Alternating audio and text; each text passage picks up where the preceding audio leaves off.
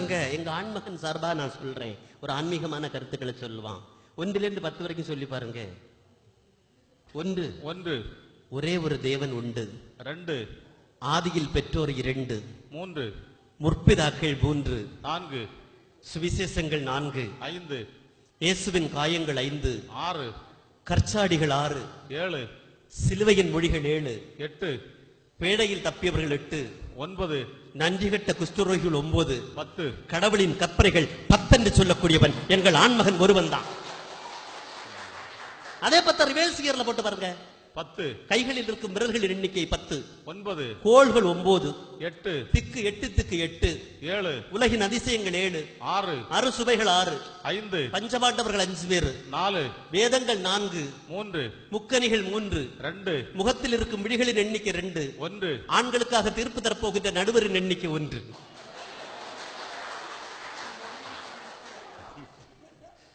ஆகவே ஒள்ளி மங்கி இருளாகே ஒள்ளி மங்கி இருளாகே உத்தமரே கே பாருமையா ஒள்ளி மங்கி இருளாகே உத்தமரே கே பாருமையா களித்திரவு காத்திருப்போ களித்திரவு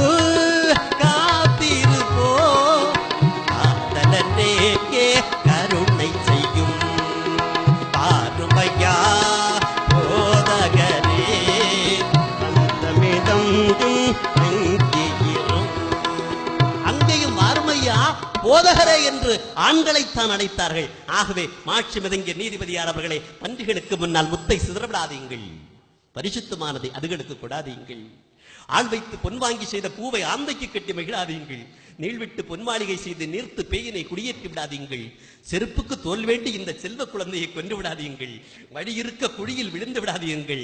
அவர்கள் இருக்க என்னை மறந்து விடாதீங்கள்.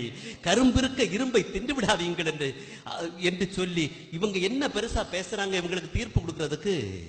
ஐயா முல்லையார் அவர்களுக்கு வேணா ஒரு வித்தவுட்டில் சாய வாங்கி கொடுங்க.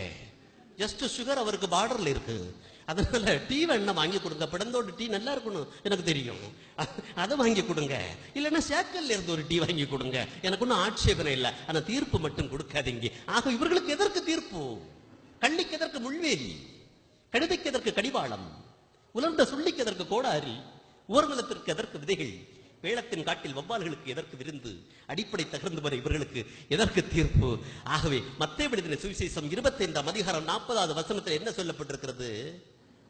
தன்னை விட மிகவும் சிறியவராகிய சகோதரராகிய ஒருவருக்கு எதை செய்கிறீர்களோ அது எனக்கே செய்கிறீர்கள். நீங்க என்ன தம்பின்னு தானே கூப்பிடுவீங்க. ஆமா, உங்களோட வயசு சின்னவன் தானே நான். ஆமா.